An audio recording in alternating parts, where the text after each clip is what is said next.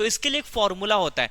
क्या फॉर्मूला होता है? So mole fraction is equals to, बहुत ही इजी तरीके का ये फॉर्मूला है जो आप लगा सकते हो, ठीक है। मोल फ्रैक्शंस के ये फॉर्मूले हैं, कैसे करना है देखो, चलो देखते कैसे करेंगे, मोलालिटी कैसे फाइंड आउट करेंगे, बहुत ही इंटरेस्टिंग है ये।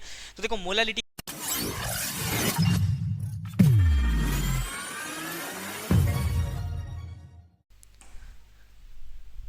हेलो बच्चों, कैसे हो आप सभी लोग? आई थिंक आप अपनी लाइफ में बहुत ही मस्त होंगे और ए टू जेड प्रैक्टिकल्स को जरूर वॉच आउट कर रहे होंगे। सो बच्चों, मैं आपको बता दूं कि मैं आपका 11th केमिस्ट्री का chapter number 2 introduction to analytical chemistry के 6 पार्ट ऑलरेडी कंप्लीट कर दिए। सो चलो बच्चों, आज हम अपना देखेंगे 7 पार्ट, और 7 पार्ट में बहुत ही धमाकेदार कैलकुलेशन है जो कि आपके एग्जाम में 3 या 2 मार्क्स के जरूर पूछे जाते हैं। सो चलो हम अपना टाइम वेस्ट न करते हुए इस टॉपिक को स्टार्ट करते बच्चा। और एक चीज और, अगर आपको इस न्यूमेरिकल्स को समझना है तो आपका पूरा ध्यान मेरे ऊपर होना चाहिए, मतलब आपके मोबाइल स्क्रीन के ऊपर होना चाहिए। तो चलो हम स्टार्ट करते हैं आज अपना पार्ट नंबर 7, और पार्ट नंबर 7 में ही ये पूरा का पूरा आपका चैप्टर 2 खत्म हो जाएगा, ठीक है। सो चलो देखते हैं आज का हमारा टॉपिक्स क्या है। सो बच्चा, आज हम पढ़ने वाले पहला मोल फ्रैक्शन। क्या होता है मोल फ्रैक्शन? देखो हम क्या करते हैं कि दो कंपोनेंट को आपस में रिएक्शन करते हैं, कुछ मोल वो होता है, कुछ मोल ये होता है, और ये दोनों आपस में क्या करते हैं? रिएक्शंस करते हैं। तो हम इंडिविजुअली नंबर 1 और नंबर 2, मतलब एक सबस्ट्रेट और एक रिएक्टेंट जो आपस में रिएक्शंस कर रहे हैं,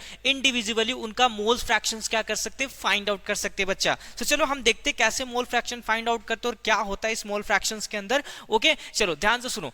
मान लो आप दो कंपोनेंट लेते हो, मान लो ए और बी आपस में क्या करते हैं? रिएक्शंस करते हैं, और आपका एक प्रोडक्ट बनाते हैं ए बी, ठीक है। तो हम क्या कर सकते हैं? इंडिविजुअली, मतलब इस प्रोडक्ट के अंदर इसका कितना हिस्सा प्रेजेंट है और इसका कितना हिस्सा प्रेजेंट है, उस मोल फ्रैक्शंस को हम क्या कर सकते हैं? फाइंड आउट कर सकते हैं। तो इसके लिए एक फॉर्मूला होता है। क्या फॉर्मूला होता है? So mole fraction is equals to, mole fraction is equals to, मान लो मुझे ए का निकालना है, तो mole fraction of A, mole fraction of A का निकालना है। तो मैं क्या करूंगा, कैसे करूंगा? देखो, number of moles of A, number of moles of A upon number of moles of solution, number of moles of what? Solution. मतलब मोल्स को किससे दिखाते हैं? Na से। ऊपर a रखोगे, a लेना है तो a, और नीचे क्या करोगे? देखो, number of moles of solution, मतलब आपका इसमें a भी रहेगा और आपका इसमें b भी रहेगा, ठीक है। सबको समझ में आ रहा है? चलो, अब इसका तो आप इस फॉर्मूले से निकाल सकते हो, तो b का कैसे निकालोगे? इसका भी देख लो यहाँ पे फॉर्मूला, ठीक है। So mole fraction of b, mole fraction of b कैसे निकालोगे? मोल फ्रैक्शन ऑफ b, तो number of moles of a, number of moles of b, number of moles of b, जो भी आपका निकालना रहेगा वो ऊपर रहेगा, upon number of moles of solution, number of moles of solution.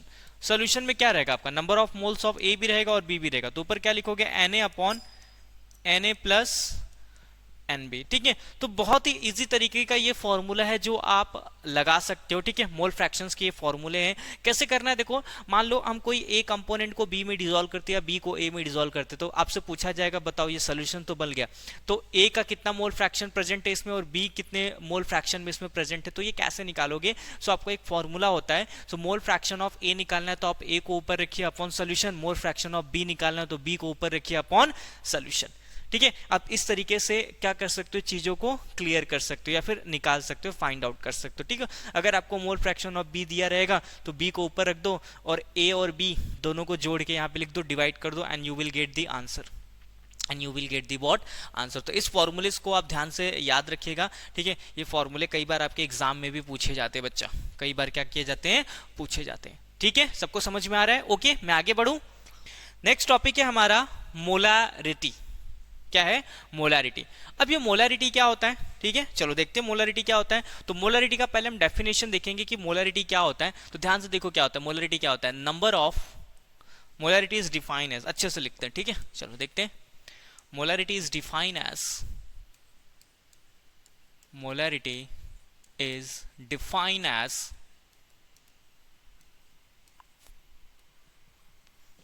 As, ठीक है, द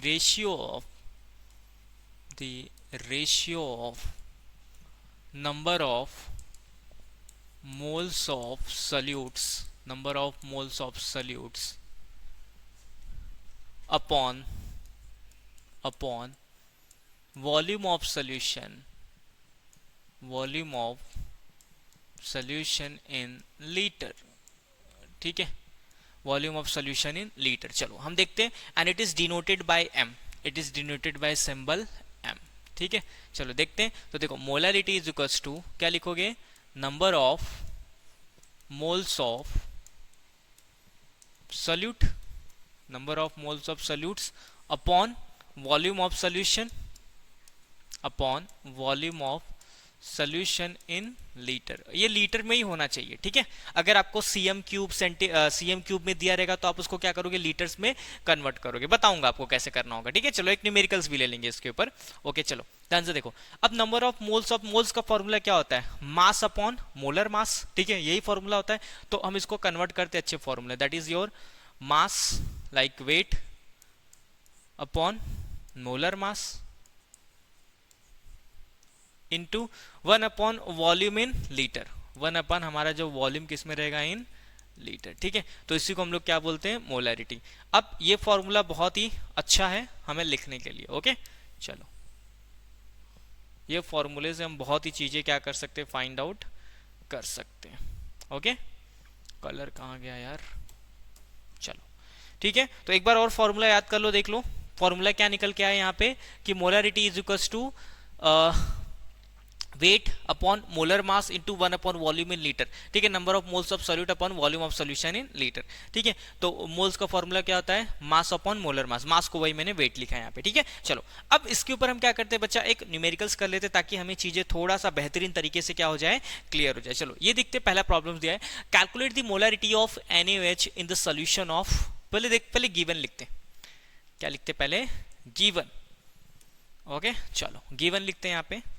गिवन क्या क्या है यहाँ पे, चलो बताओ मुझे गिवन क्या क्या है। हमें कैलकुलेट करना है number of moles of NaOH solution prepare by dissolving 4 ग्राम। हमें वेट दिया है, वेट कितना दिया है, 4 ग्राम। ठीक है, NaOH का वेट दिया है। And water to form 250 ml of solution, volume भी दिया है। वॉल्यूम कितना दिया है, 250 ml। ml से काम चलेगा क्या, नहीं, वॉल्यूम हमें किस में चाहिए, अभी बताया था लीटर में चाहिए। ठीक है, उसको हम लोग कर लेंगे। कैलकुलेट दी मोलैरिटी, मोलैरिटी हमें क्या करना है, कैलकुलेट करना है। पहले एक चीज तो आपको होना चाहिए कि हमारा फॉर्मूला क्या है मोलैरिटी का। मोलैरिटी का फॉर्मूला क्या है, फटाफट बताओ मोलैरिटी का फॉर्मूला क्या है। So sir molarity is equal to होता है number of moles of solutes upon volume of solution in litre. और बाद में हमने इसको थोड़ा सा इसको ऐसे चेंज कर दिया था ताकि हमें चीजें क्लियर हो जाए। Molar mass weight upon molar mass into 1 upon volume in litre.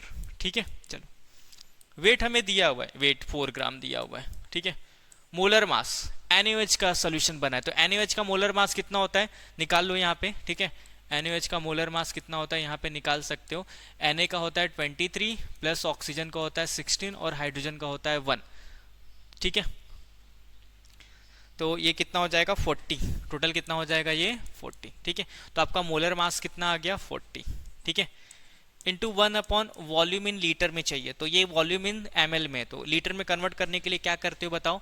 250 ml को मैं क्या करूंगा 1000 से डिवाइड कर दूंगा, और जैसे आप इसको 1000 से डिवाइड करोगे so you will get what, you will get 0.25 litre. ठीक है, तो मैं यहाँ पे कितना रख दूं 0.25 लीटर, 0.25 लीटर। ठीक है, अब इस 0.25 लीटर को ये सब आप पूरा कैलकुलेशन करोगे, मल्टीप्लिकेशन करोगे and you will get what 0.4, you will get 0.4 मोल। तो आपकी जो मोलैरिटी आ गई वो कितनी आ गई 0.4 मोल आ गई। ठीक है, तो ये बिल्कुल आपका आंसर है, बहुत इजी तरीके से आप इसको सॉल्व कर सकते हो। ठीक है, बहुत इजी होता है ये, जो भी चीजें आपको सीएम क्यूब ml में दी हुई होती हैं, ठीक है, उसको आप 1000 से डिवाइड करके लीटर में कन्वर्ट कर दो, मोलर मास आप निकाल सकते हो जो भी चीज का दिया रहेगा मोलर मास। ठीक है, Na ये आपको दिया भी जाता है, Na का 23 होता है, ऑक्सीजन का 16 होता है, हाइड्रोजन का 1, तो मोलर मास वहां से निकालते हैं। वेट दिया रहेगा तो वेट की वैल्यू रख दो, वॉल्यूम इन लीटर वो रख दो। कभी कभी मोलरिटी कई वैल्यू दे देते और वेट फाइंड आउट करते, मोलर मास फाइंड आउट करने के लिए बोलते, तो उस हिसाब से आप इंटरचेंज करके क्या कर सकते हो, फाइंड आउट कर सकते हो। ठीक है बच्चा, सबको समझ में आ रहा है कैसे करना है, इस प्रॉब्लम्स को कैसे टैकल करना है। ओके चलो मैं आगे बढ़ता हूँ, अगला प्रॉब्लम देखते हैं यहाँ पे। ठीक है, अगला प्रॉब्लम किसके ऊपर है, मोलालिटी। मोलालिटी क्या होता है, मोलारिटी तो समझ गए, ठीक है, मोलारिटी सबको समझ में आ गया, number of moles of solute upon volume of solution in litre. तो चलो देखते हैं मोलारिटी क्या होता है। तो मोलारिटी ही जैसा होता है, बस थोड़ा सा अलग होता है। ठीक है, चलो देखते हैं मोलारिटी क्या होता है। It is a ratio of, ठीक है, it is a ratio of number of moles of solute, number of moles of solute upon mass of, ठीक है, mass of solvent in KG, mass of solvent in KG. ठीक है, चलो करते हैं, molarity को भी एम से दिखाते हैं। ठीक है, इसका फॉर्मूला क्या हो गया, number of moles of solute, क्या है, number of moles of solute, number of moles of solute upon क्या है, mass of solvent in KG. हमें मास ऑफ सॉल्वेंट बस देखना है। ठीक है, सॉल्वेंट पता है ना क्या होता है, mass of solvent in KG, और वो भी किस में होना चाहिए, केजी में होना चाहिए। किस में होना चाहिए, केजी में। बहुत ही ध्यान से देखो बच्चे, उसको बहुत ही ध्यान से देखिएगा। दैट इज फॉर्मूला क्या बन के आया, number of moles of solute upon mass of solvent बस चाहिए, इसमें क्या चाहिए, mass of solvent in KG. ठीक है, कोई सोल्यूशन बनाओगे तो उसमें सॉल्यूट और सॉल्वेंट दोनों होते हैं, नीचे हमें क्या चाहिए, बस ओनली सॉल्वेंट चाहिए। ठीक है बच्चा, सबको समझ में आ रहा है, मैं आगे बढ़ूं। ठीक है, अब इसके ऊपर हम एक न्यूमेरिकल्स करते हैं ताकि चीजें हमें थोड़ा सा क्लियर हो जाए। ओके, चलो देखते हैं कैसे हम इस फॉर्मूले को यूज करेंगे, कैसे क्या करते हैं। बहुत ही इंटरेस्टिंग क्वेश्चन है यहाँ पे। चलो पहला क्वेश्चन आ गया यहाँ पे इसका, density of the 3 mole solution of NaCl is 1.25 ग्राम पर ml इनवर्स। ठीक है, and calculate the molarity of the solution. हमें क्या कैलकुलेट करना है, मोलारिटी ऑफ दी सॉल्यूशन। चलो देखते हैं कैसे करेंगे, मोलारिटी कैसे फाइंड आउट करेंगे, बहुत ही इंटरेस्टिंग है ये। तो देखो मोलारिटी का पहले फॉर्मूला क्या होता है, पहले मुझे फॉर्मूला बता दो, मोलारिटी का फॉर्मूला क्या होता है। तो मोलारिटी का फॉर्मूला होता है number of moles of solute upon mass of solvent in KG. यही फॉर्मूला होता है, number of moles of solute upon mass of solvent in KG. क्या फॉर्मूला, यही होता है। ठीक है, चलो अब देखते हैं हमारे पास गिवन क्या क्या है। पहले गिवन हम लिखेंगे तभी हमें डेटा क्लियर होगा। ठीक है, चलो देख लेते हैं गिवन क्या क्या दिया हुआ है। तो यहाँ पे गिवन डालता हूं मैं, गिवन देखो गिवन में क्या क्या दिया हुआ है, 3 मोल सोल्यूशन ऑफ NaCl। हमें मोल्स का दिया हुआ, कितने मोल का सोल्यूशन है, 3 मोल का सोल्यूशन है, किसका, NaCl का। ठीक है, एंड डेंसिटी भी गिवन है, डेंसिटी कितना है देखो 1.25 ग्राम पर ml। ठीक है, डेंसिटी देखो, density of 0.3 mole of solution NaCl is 1.25 ग्राम पर ml। कैलकुलेट दी मोलरिटी, ये दो चीज दिया हुआ है और हमें मोलरिटी क्या बोला है, कैलकुलेट करने के लिए। ठीक है, करेंगे कैलकुलेट। ओके, चलो आप टेंशन मत लीजिए। ठीक है, चलो देखो अब मोलरिटी कैलकुलेट करने के लिए हमें दो चीज की जरूरत है, एक है number of moles of solute. ठीक है, तो हमें NaCl सॉल्यूट का नंबर ऑफ मोल्स दिया है, कितना मोल दिया है, 3 मोल। कितना दिया है, 3 मोल्स दिया हुआ है। लेकिन mass of solvent in KG, यहाँ पे सॉल्वेंट देखो NaCl को डिसॉल्व किया गया है, सॉल्यूशन बनाया गया है, लेकिन डिसॉल्व तो किया गया है, वाटर में ही डिसॉल्व किया गया रहेगा, लेकिन उसका mass of solvent in KG हमें नहीं दिया हुआ है। तो हम पता करेंगे पहले mass of solvent in KG. क्या पता करेंगे, mass of solvent in KG. हमें डेंसिटी यहाँ पे दिया हुआ है, डेंसिटी प्रॉपर्ली दिया हुआ है, लेकिन मास ऑफ सॉल्वेंट कितना है, कितना केजी लिया गया, वो हमें नहीं दिया गया। तो चलो हम डेंसिटी से सारी चीजें क्या कर सकते, कैलकुलेट कर सकते। ओके, सबको समझ में आ रहा है। तो चलो देखते हैं, पहले क्या निकालते हैं, मास of 1 litre of solution, mass of 1 litre of solution. तो एक डेंसिटी का फॉर्मूला होता है, डेंसिटी इज इक्वल टू होता है मास अपॉन वॉल्यूम। ठीक है, मास अपॉन वॉल्यूम। ठीक है, तो हम मास निकाल सकते हैं कैसे, वॉल्यूम को इधर भेज देंगे तो क्या हो जाएगा, डेंसिटी इनटू वॉल्यूम। ठीक है, अब बोलोगे सर वॉल्यूम तो दिया नहीं हुआ है, तो ठीक है, कोई भी चीज हमेशा 1000 लीटर में बनाई जाती है, 1000 लीटर में 1 लीटर किया जाता है, तो 1 litre is nothing but what 1000 ml। ठीक है, तो डेंसिटी कितना दिया, 1.25 इंटू 1000। ठीक है, सो कितना मिल जाएगा आपको, अगर ये मल्टीप्लीकेशन करते हो तो आपको मिल जाएगा 1250। ठीक है, कितना मिल जाएगा, 1250 ग्राम। ठीक है, अब आपको क्या मिल गया, mass of 1 litre of this solution मिल गया। मतलब ये सोल्यूशन का जो NaCl और वाटर डाला हुआ है उसका टोटल मास कितना है, 1250, 1215। लेकिन हमें खाली सॉल्वेंट का मास चाहिए। किसका मास चाहिए बच्चा, सॉल्वेंट का मास चाहिए। ठीक है, टोटल मास इतना है। अगर मैं NaCl का मास निकाल लूं, किसका मास निकाल लूं? NaCl का अगर मैं मास निकाल लूं तो टोटल मास से NaCl के मास को घटा दूं तो खाली वाटर का मास बचेगा। ध्यान से सुनो, मेरे पास एक बीकर है, बीकर में क्या है, अभी टोटल मास मुझे पता चल गया, पानी कितना है और NaCl कितना, वो टोटल मुझे पता चल गया, लाइक 1250 है। तो अगर मैं NaCl का मास पता कर लूं तो वाटर के मास में से NaCl का मास निकाल लूं, मतलब टोटल जो सोल्यूशन का मास है उसमें से मैं NaCl का मास अगर निकाल लूं, ठीक है, NaCl का मास निकाल लूं तो क्या बचेगा, वहां पे सॉल्वेंट ही बचेगा, तो सॉल्वेंट का ही मास बचेगा। ठीक है, चलो अब हम यहाँ पे एक निकालते हैं कि मास ऑफ NaCl, क्या निकालेंगे, मास ऑफ NaCl। ठीक है, मास ऑफ NaCl निकालने के लिए हमारे पास एक फॉर्मूला है, मोल्स इज इक्वल टू क्या होता है, मोल्स इज इक्वल टू क्या होता है, मोल्स इज इक्वल टू होता है मास अपॉन मोलर मास, मास अपॉन मोलर मास। ठीक है, हमें मास निकालना है तो मोल्स और मोलर मास आपस में क्या हो जाएंगे, मल्टीप्लाई हो जाएंगे, मोल्स इनटू मोलर मास। ठीक है, मोल्स इनटू क्या हो जाएगा, मोलर मास। ठीक है, चलो मोल्स हमें पता है 3 मोल्स का NaCl सॉल्यूशन है, मोलर मास कितना है 170 मोलर मास। ठीक है, ठीक है, मोलर मास कितना है, मोलर मास कितना है, देखो NaCl का मोलर मास निकालोगे, Na का होता है 23 और Cl का होता है 35.5, तो 23 और 35.5 कितना आ जाएगा, 58 आ जाएगा, कितना आ जाएगा 58। ठीक है, एक मिनट में इसको अच्छे से लिख देता हूं, कितना आ जाएगा ये 58, और इसका मल्टीप्लाई करोगे सो यू विल गेट 175.5 ग्राम। ठीक है, चलो तो मुझे यहाँ पे मास ऑफ NaCl मिल चुका है और total mass of the solution हमें पता चल गया, तो हम इसमें से मास ऑफ सॉल्वेंट निकाल सकते हैं, मास ऑफ सॉल्वेंट हम क्या कर सकते हैं, निकाल सकते हैं। ठीक है, मास ऑफ सॉल्वेंट कैसे निकालोगे, ठीक है, जो भी आपका टोटल मास है कितना है 1250 माइनस मास ऑफ NaCl कितना है 175.5 ग्राम। ठीक है, आप इसको माइनस करोगे सो यू विल गेट 1074.5 ग्राम। ठीक है, अब क्या कर सकता हूं, मैं इस वैल्यू को पुट कर सकता हूं, लेकिन यहां पे जो ग्राम में आंसर मिला है मुझे केजी में चाहिए, तो ग्राम टू केजी में कन्वर्ट करने के लिए आपको क्या करना पड़ता है, 1000 से डिवाइड करना पड़ेगा। ठीक है, आप इसको 1000 से डिवाइड कर दीजिए, ठीक है, and you will get what 1.0745 kg। ठीक है, चलो यहां पे रख दो mass of solvent in KG, that is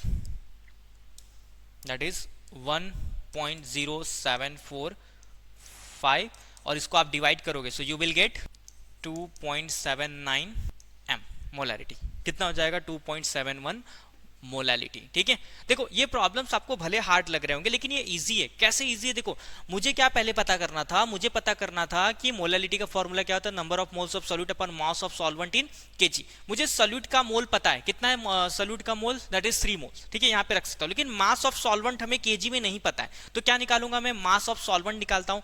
तो हम मास ऑफ सॉल्वेंट तो नहीं निकाल सकते इस टाइम, क्योंकि NaCl और वाटर दोनों आपस में क्या है, मिक्स है। तो मैं क्या करता हूँ, पहले सोल्यूशंस का मास निकाल लेता हूँ। तो mass of 1 litre of solution, तो डेंसिटी हमें दिया हुआ है, तो density is equal to, density का फॉर्मूला क्या होता है, मास अपॉन वॉल्यूम।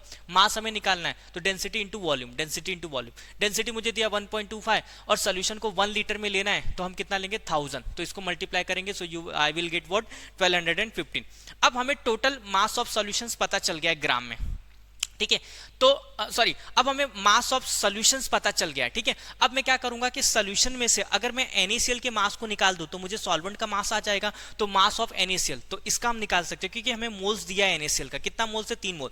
तो मोल का फॉर्मूला क्या होता है, मास अपॉन मोलर मास। ठीक है, तो मोल्स, तो ये मास मुझे निकालना है, तो मोल्स और मोलर मास आपस में क्या हो जाएंगे, मल्टीप्लाई। ठीक है, इंटरचेंज करूंगा, तो 3 मोल्स और मोलर मास NaCl का कितना होता है 58, दैट इज 23 प्लस 35.5 करोगे तो 175.5, तो ये मिल जाएगा। अब क्या करोगे, इसको इसमें से माइनस कर दोगे, इसको इसमें से क्या कर दोगे, माइनस। सोल्यूशन वाले में से आपके सॉल्यूट के मास को क्या कर दोगे, निकाल दोगे, तो आपका सॉल्वेंट का मास आएगा। ठीक है, अब वो आपका ग्राम में आएगा, किस में आएगा, ग्राम में, लेकिन हमें यहाँ पे केजी में चाहिए, तो मैं क्या करूंगा, ग्राम से केजी में कन्वर्ट करने के लिए उसको 1000 से डिवाइड करूं। ये देखो, ये मैंने 1000 से डिवाइड किया है ग्राम से केजी में कन्वर्ट करने के लिए, जो भी आएगा उसको यहाँ पे रखा, डिवाइड किया, and I will get what molality. ये मुझे क्या मिल गया यहाँ पे, मोलैलिटी। ठीक है बच्चा, प्रॉब्लम्स बहुत ईजी है, बस आपको थोड़ा सा ध्यान लगा के देखना है। अगर आपसे मिस हो गया रहेगा तो प्लीज वीडियो को इधर उधर करके देख लीजिए, पक्का समझ में आएगा। ओके, समझ रहा है सबको। चलो अब इस टॉपिक का लास्ट पार्ट देखेंगे हम लोग इसको, that is graphical representation in analysis. ठीक है, use of graph in analysis. ठीक है, लास्ट पार्ट है इसका, चलो देख लेते हैं वो भी, that is use of graph in analysis. ठीक है, अब ध्यान से सुनो, एनालिटिकल केमिस्ट्री में सम चीजों को डिसाइड करने के लिए हमें ग्राफ की यूज होती है। हमें ग्राफ की क्या होती है, यूज होती है। जैसे मैं अगर नॉर्मल सी चीज बताऊं तो मुझे मान लो मैं कोई टेम्परेचर और वॉल्यूम्स के अगेंस्ट, ठीक है, टेम्परेचर और वॉल्यूम के अगेंस्ट कोई प्रैक्टिकल्स कर रहा हूं कि टेम्परेचर बढ़ा रहा हूं तो वॉल्यूम पे क्या इफेक्ट आ रहा है, या फिर वॉल्यूम बढ़ा रहा हूं तो टेम्परेचर के ऊपर क्या इफेक्ट आ रहा है, ठीक है। तो उसके अगर मुझे ग्राफ की स्टडी को समझना है तो हम एनालिटिकल केमिस्ट्री के अंदर भी ग्राफिकल रिप्रेजेंटेशन को क्या करते हैं, एनालिसिस करते हैं। तो कैसे एनालिसिस करते हैं वो सारी चीजें हम यहाँ पे देखने वाले। तो इस तरीके के ग्राफ जो रहते हैं वो काफी ज्यादा इंपॉर्टेंट होते हैं किसी भी एनालिटिकल चीजों को समझने के लिए, ठीक है, क्योंकि उसके कुछ ना कुछ वैल्यू आते हैं। अगर मैं उसको ग्राफ पे पुट करूँ ना तो मुझे बहुत ही अच्छे से दिखता है कि यार चीजें इंक्रीज हो रही, डिक्रीज हो रही, क्या हो रहा है क्या नहीं हो रहा है, ठीक है। तो इसलिए ग्राफिकल रिप्रेजेंटेशन देना किसी भी चीज को बहुत ज्यादा जरूरी होता है, क्योंकि पॉइंट जो आते हैं ना अगर उसको ग्राफ पे दिखा दो ना तो फटाक से दिमाग पे क्लिक हो जाता है, यार अच्छा ये इंक्रीज हो रहा है, ये डिक्रीज हो रहा है, ठीक है। चलो देखते हैं कैसे करना है आपको। देखो इस तरीके के कुछ ग्राफ्स है जिसको हमें पढ़ना है आज, ठीक है। ये जो पहला वाला ग्राफ है ए वाला, ये ग्राफ उतना सही नहीं होता है। क्यों? क्योंकि देखो हमारे जो पॉइंट्स कहीं भी आए और हमने उस पॉइंट्स को कहीं भी क्या कर दिया, ड्रॉ कर दिया, ठीक है, रैंडमली कहीं भी पॉइंट्स को मैंने अरेंज किया, तो ये ग्राफ हमें कुछ उतना समझ में डेटा नहीं आता है। दूसरे ग्राफ में क्या हुआ है कि उसी पॉइंट्स को लेके मैंने जिग जैग लाइन बना दिया है। क्या बना दिया है? लाइन बना दिया। तो ये सब ग्राफ टोटली इनकरेक्ट होते हैं, इससे एनालिसिस करना बहुत ही ज्यादा मुश्किल होता है, क्योंकि कहीं भी कुछ भी हो रहा है। देखो ये यहाँ जा रहा है, फिर यहाँ जा रहा है, फिर यहाँ पे, फिर यहाँ कांस्टेंट रह रहा है, फिर यहाँ पे। तो ऐसे जो ग्राफिकल रिप्रेजेंटेशन होता है उससे जो डेटा आता है वो बच्चा बहुत ही एरर आता है, मतलब प्रॉब्लमेटिक होता है, ठीक है। और थर्ड टाइप का ग्राफ देखो, यहां पे मैंने कुछ पॉइंट्स तो दिए, लेकिन एक देखो एक में लाइन ड्रॉ कर रहा हूं। पहले तो देखो इस लाइन के बारे में पढ़ते हैं, बीच में जो लाइन ड्रॉ किया गया है इस लाइन को बच्चा बोलते हैं smooth curve is also called as what, average curve. अब इसको एवरेज और स्मूथ कर्व क्यों बोलते हैं? क्योंकि हमें ये लाइंस ऐसी जगह पे मारनी होती है या फिर ड्रॉ करनी होती है जहां पे हमें एवरेज डेटा मिले, लाइक ये यहाँ पे, ये यहाँ पे, ये यहाँ पे, ये यहाँ पे, यहाँ पे, यहाँ पे, ठीक है। तो अब आपको लाइन को ऐसे नहीं खींच देना है, कहीं भी नहीं खींचना है, इन दोनों के बीच में बिल्कुल एवरेज ये लाइन क्या होती है, मारनी होती है। तो इसको क्या बोलते हैं? एवरेज कर्व, या फिर हम इसको क्या बोल सकते हैं, स्मूथ कर्व, ठीक है। इसके दो नाम होते हैं, इसको दोनों नाम से हम इसको क्या करते हैं, रिप्रेजेंटेशन देते हैं, ठीक है बच्चा। ये ग्राफ पर्टिकुलरली बहुत ज्यादा सही होता है डिसाइड करने के लिए, लाइक मैंने जो एक लिया है डेटा टेम्परेचर और वॉल्यूम्स के अगेंस्ट, ठीक है। यहाँ पे ये क्या बता रहा है, देखो यहाँ पे ये लाइंस क्या बता रही है कि जैसे जैसे मैं टेम्परेचर बढ़ा रहा हूँ वैसे वैसे उस चीज का वॉल्यूम भी क्या हो रहा है, बढ़ रहा है। मतलब टेम्परेचर आपका डायरेक्टली प्रोपोर्शनल टू किसके हो गया, वॉल्यूम। मतलब टेम्परेचर बढ़ेगा, अगर आपका टेम्परेचर इंक्रीज होता है तो वॉल्यूम भी क्या होता है, इंक्रीज हो रहा है। ये ग्राफ, ये स्मूथ कर्व, ठीक है, बहुत ही अच्छे से डेटा को क्या दे रहा है, मुझे एनालाइज करने में हेल्प कर रहा है। ओके, एंड लास्ट वन क्या है, उसी स्मूथ कर्व या फिर उसी जो सी वाले का जो डेटा है, डी वाले में क्या कर रहे हैं हम लोग, देखो क्या करते हैं, जब ये लाइन पास करते हैं तो जो ऊपर वाले पॉइंट्स है, जो रेड वाले आपको दिख रहे हैं, इसको बोलते हैं पॉजिटिव डेविएशन, और जो नीचे वाले बच्चा पॉइंट्स है उसको बोलते हैं नेगेटिव डेविएशन, ठीक है। इसको दो नाम दिए गए, पॉजिटिव डेविएशन और नेगेटिव डेविएशन। अब इसका करते क्या है, तो देखो जो पॉजिटिव डेविएशन होता है उसका सम लेते हैं और जो नेगेटिव डेविएशन होता है उसका सम लेते हैं, और दोनों सम को ना मैच करते हैं। तो उनकी अगर वैल्यू लगभग सेम होती है तो क्या करते हैं, ये ग्राफ बहुत ही बेस्ट होता है और बहुत ही बेस्ट रिप्रेजेंटेशन करके देता है हमें, ठीक है।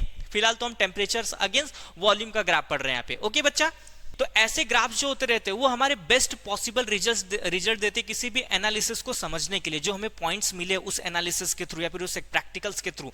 ओके, सबको समझ में आ रहा है? तो that is your end part. And आपको कैसा लग रहा है ये वीडियोस, प्लीज आपके कमेंट सेक्शन में आपके कमेंट्स होने चाहिए बच्चा। ये पार्ट्स तो मैंने कंप्लीट कर दिया, ये चैप्टर्स भी कंप्लीट कर दिया, और बच्चों आपने मुझे प्रैक्टिकल्स के लिए बहुत ज्यादा सपोर्ट किया था, तो मैं चाहता हूं कि आप मुझे थियरी लेक्चर्स के लिए भी उतना ही सपोर्ट करो। And thank you for watching this video, and please do subscribe A to Z Practicals। Thank you बच्चा।